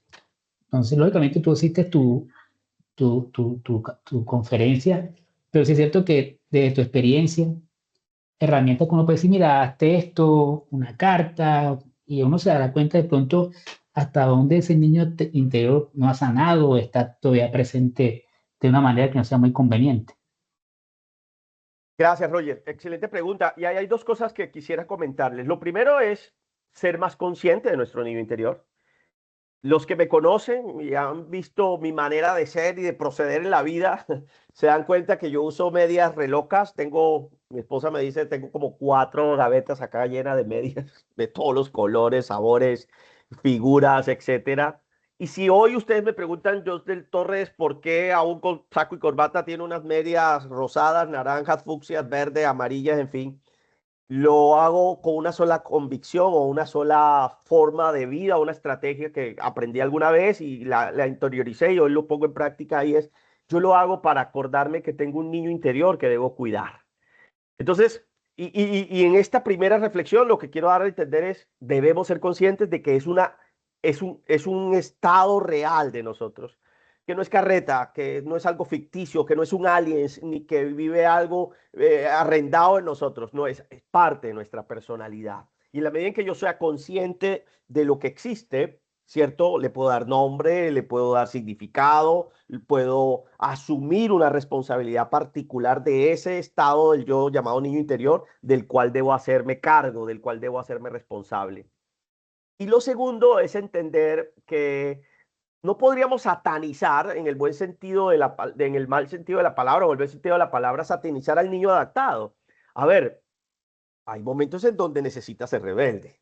Hay momentos en donde necesita ser sumiso y guardar y respetar y callar. Es decir, creer y pensar que el niño adaptado o hay un niño interior de nosotros que está herido, que está maltratado, es a veces hasta muy utópico pensar esto, porque lejos de eso, la salud mental pasa por reconocer que van a haber momentos en donde no estemos a plenitud. Van a haber momentos en donde no estemos saciados o, como dirían algunos, autorrealizados o siendo congruentes con gestales cerradas, en fin, o que tenga sentido la vida en algunos momentos para nosotros. Pero eso no significa que estemos mal. Es más, yo podría decirles que no está mal estar mal, por ejemplo, ¿sí? O sea, desprendernos de la imagen, y no quisiera que quedara en el escenario o en la charla de que tener un niño rebelde, un niño sumiso está mal, que es la parte más averiada y más maltratada de nosotros. No. Lo que sí es cierto es que en análisis transaccional lo que nosotros hacemos o creemos es que el adulto debe ser muy consciente de todos los estados en donde se muevan nuestras estructuras de personalidad y poder decidir qué es lo más adecuado. Recuerden que el adulto lo que hace es qué es lo que más me conviene hacer. Es decir, es como si yo tuviera, no sé, esas famosas cartas de Yu-Gi-Oh! O las cartas de Yu-Gi-Oh! De Pokémon. Entonces yo, ante una situación, lo que hago es, ¿cuál carta voy a sacar? ¿La carta del padre, la parte del padre o la parte del niño libre, del sumiso, del rebelde? ¿Cuál carta voy a usar en esta situación particular? Hay momentos de tensión en donde uno hace un chiste y lo mejor es hacer un chiste, ¿sí? Hay momentos de tensión en donde lo que uno puede decir, entonces nos vamos y actuar quizás de manera rebelde. Pero todo eso debe pasar por el filtro. Hay una palabra que usamos mucho nosotros aquí en AT y es el famoso filtro, ¿no? Filtrar esas reacciones, filtrar eso y asumir una posición más adulta sin negarnos la posibilidad del disfrute y del goce. ¿Qué es ser más consciente del niño libre? ¿Qué es lo que nos hace disfrutar la vida? ¿Qué nos conecta con la vida? ¿Qué nos hace vivir experiencias cumbres, diría más, los momentos que trascienden en la existencia de nuestra vida? Y los momentos cumbres no son esporádicos. Usted y yo podemos tener momentos cumbres, no sé, 20 momentos cumbres al día, 10 momentos cumbres al día, porque los momentos cumbres son esos momentos mágicos de serendipia, esos momentos de metanoia que lo transforman a uno. Entonces, por ese lado, Roger, y para todos, lejos de pensar que hay una estructura averiada, es empezar a darnos cuenta de que hay muchas cosas y potencialidades, y como la primera imagen que les mostré, que es en dónde está hoy día nuestro niño interior. ¿Lo estamos reconociendo? ¿No lo estamos reconociendo? ¿Nos hemos alejado de él? ¿Lo hemos enclaustrado, encarcelado en esta estructura de adultos que tenemos? Hay una reflexión. Por allá hay alguien, a ver, quiero José Francisco, profe, no sé, alguna pregunta, algún aporte, profe. Profesor Josner, buenas tardes, Campus Cúcuta. Hola, José Francisco. Gracias, profe. Me place saludarte. Mira, yo quiero, a raíz de su charla, yo trabajo algo. Yo trabajo no con el niño interior. El niño interior, yo soy, primero que todo, profe, soy especializado en física. Entonces, yo hago una cosa diferente a los demás, digo yo, ¿no? Para mí, yo trabajo con el hombre interior. Yo no trabajo con niño interior ya, pero entiendo que el niño interior debe tener una estructura de pensamientos. Sí. Creo que el hombre interior, el hombre, ya estamos hablando de una persona ya más crecidita, ¿sí? Yo creo que el hombre interior debe tener también una estructura de pensamientos, pero esa estructura de pensamiento tiene que ser más eficaz, más sólida y tiene que llevarlo al desarrollo de su vida. Tiene que llevarlo a todo, tiene que potenciar ese conocimiento interior que tenga, lo tiene que llevar a conseguir metas, éxitos, triunfos. Yo trabajo ese modelo. No sé si usted alguna vez ha pensado en eso o ya usted lo tiene ahí traducido de otra forma. Bueno, la verdad que sí creo que es válido, es una apreciación, ¿no? Recuerden que esto es un modelo para describir la personalidad y las relaciones humanas. Es un modelo que fue creado en la década de los 50 por este autor, que hoy día, la verdad, ha desarrollado mucha teoría alrededor de esta teoría. Hoy día es algo muy fuerte académicamente hablando, epistemológicamente, se ha consolidado como una de las metateorías al interior de la psicología. Y bueno, es una apreciación. Cuando usted me dijo hombre interior, yo pensé en una situación bíblica, pues es los textos sagrados de la Biblia hablan de que hay un hombre interior, ¿no? Que nosotros debemos en algunos momentos crucificar y hacer morir para vivir al estilo del maestro de Galilea. Me surgieron muchas cosas cuando usted me habló de hombre interior, pero lo que sí es cierto y comparto con usted es que hay un conjunto de pensamientos y sentimientos que deben ir en línea con ese hombre interior, ¿no? Y que se va a matizar por las acciones, conductas, la forma en la que respondamos a ciertos fenómenos en los cuales nosotros nos vemos expuestos, a los que estamos expuestos todos los días, la docencia, el ser papá, el ser esposo, el ser hijo, el ser hermano, el ser amigo, el ser jefe, el ser compañero de trabajo, en fin. Hay muchos roles que uno ejerce y en cada uno de ellos, pues, nuestra manera de responder a los estímulos, a la relación humana, a las transacciones humanas, es lo que va a determinar, pues, precisamente esos niveles de adecuación o no, de adaptación o no, de salud o no, que podríamos mencionar. Pero totalmente de acuerdo, profe, con algunas cosas que tú mencionaste y pues esto es un modelo para describir la personalidad y las relaciones humanas que pues la verdad sea dicha, yo llevo usando ya más de 28 años que he estado caminándole a este cuento de la T. Lo conocí desde mi pregrado y desde esa época pues me ha servido para crecer, para ser mejor persona, pues es un reto personal. Y bueno, agradecerte a ti, profe, por ese aporte. Bueno, creo que ya ahí vamos cerrando la tarde de hoy. Agradecerles muy, muy, muy, muy, muy especial por lo que hoy me han logrado compartir ustedes. Creo que en estos escenarios uno también se lleva muchas enseñanzas y creo que para mí eso es lo más valioso. Quiero agradecer a la universidad, quiero agradecer a la Oficina de Desarrollo Profesoral por estos espacios. Creo que la universidad está haciendo unas labores muy valiosas, unas acciones muy valiosas para que nosotros nos cualifiquemos. Y de mi parte, pues yo sé que podríamos capacitarnos en inteligencia artificial, en pedagogía, metodología didáctica, en otras cosas, pero de mi parte, pues siempre van a encontrar esa visión de lo humano, porque más que todo, yo molesto y yo le digo a la gente, yo soy psicólogo de 8 a 12 y 2 a 6. Del resto soy papá, soy esposo, soy hijo, soy hermano, soy amigo, cierto, soy tío, en fin, tío abuelo. Tengo las hijas de mi hermano, tuve una bebé hace poco, entonces ya soy tío abuelo. En fin, y todo eso vale la pena porque es lo que somos, lo que hacemos y lo que vivimos como seres humanos. Agradecerles, Cristina, ya ahí te veo por ahí conectada. Entonces, les dejo entonces con Cristina para que tengamos el cierre formal de este espacio. Muchas gracias, doctor Josnel, como siempre, inspirador. Fue, creo que la palabra que más nombraron en el chat al cierre. Muchos niños y niñas interiores le dan las gracias por este espacio, la verdad. Y nos quedamos con la tarea de recuperar la libertad y de sentir emociones auténticas sin culpas. Qué interesante, realmente tocó muchas fibras. Muchísimas gracias. Bueno, apreciados profesores, hemos llegado al final de este encuentro. En nombre de la Universidad de Santander y del equipo de desarrollo profesoral, agradecemos profundamente su participación, su disposición al aprendizaje y sobre todo su compromiso con el crecimiento profesional.